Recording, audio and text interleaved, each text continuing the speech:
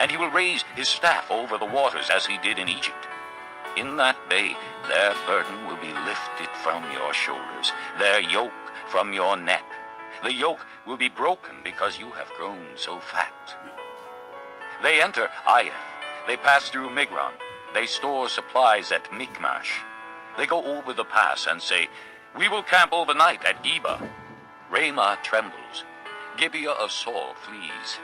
Cry out, O daughter of Galim. Listen, O Laisha. Poor Anathoth. Madmanah is in flight. The people of Gebim take cover. This day they will halt at Nob. They will shake their fist at the mount of the daughter of Zion, at the hill of Jerusalem. See, the Lord Almighty will lop off the boughs with great power. The lofty trees will be felled, the tall ones will be brought low. He will cut down the forest thickets with an axe. Lebanon will fall before the mighty one. Chapter 10. Woe to those who make unjust laws, to those who issue oppressive decrees to deprive the poor of their rights and withhold justice from the oppressed of my people, making widows their prey and robbing the fatherless. What will you do on the day of reckoning, when disaster comes from afar? To whom will you run for help? Where will you leave your riches? Nothing will remain but to cringe among the captives or fall among the slain. Yet for all this his anger is not turned away. His hand is still upraised. Woe to the Assyrian, the rod of my anger, in whose hand is the club of my wrath. I send him against a godless nation. I dispatch him against the people who anger me, to seize loot and snatch plunder and to trample them down like mud in the streets. But this is not what he intends. This is not what he has in mind. His purpose is to destroy, to put an end to many nations. Are not my commanders all kings, he says? Has not Calno fared like Carchemish? Is not Hamath like Arpad, and Samaria like Damascus? As my hand seized the kingdoms of the idols, kingdoms whose images excelled those of Jerusalem and Samaria, shall I not deal with Jerusalem and her images, as I dealt with Samaria and her idols?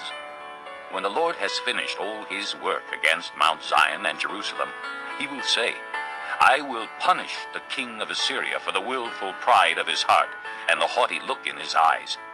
For he says, by the strength of my hand I have done this, and by my wisdom, because I have understanding. I removed the boundaries of nations. I plundered their treasures. Like a mighty one I subdued their kings. As one reaches into a nest, so my hand reached for the wealth of the nations.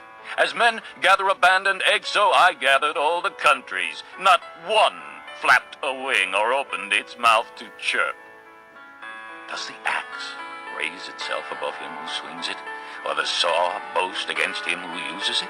As if a rod were to wield him who lifts it up, or a club brandish him who is not wood.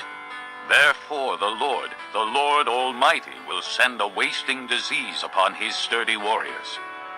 Under his pomp a fire will be kindled like a blazing flame. The light of Israel will become a fire, their Holy One a flame. In a single day it will burn and consume his thorns and his briars. The splendor of his forests and fertile fields it will completely destroy, as when a sick man wastes away. And the remaining trees of his forests will be so few that a child could write them down.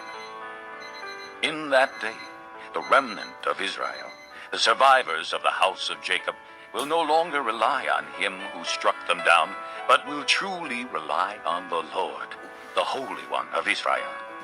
A remnant will return. A remnant of Jacob will return to the mighty God.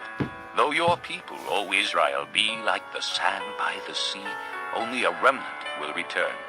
Destruction has been decreed, overwhelming and righteous. The Lord Almighty, will carry out the destruction decreed upon the whole land. Therefore, this is what the Lord Almighty says. O my people who live in Zion, do not be afraid of the Assyrians, who beat you with a rod and lift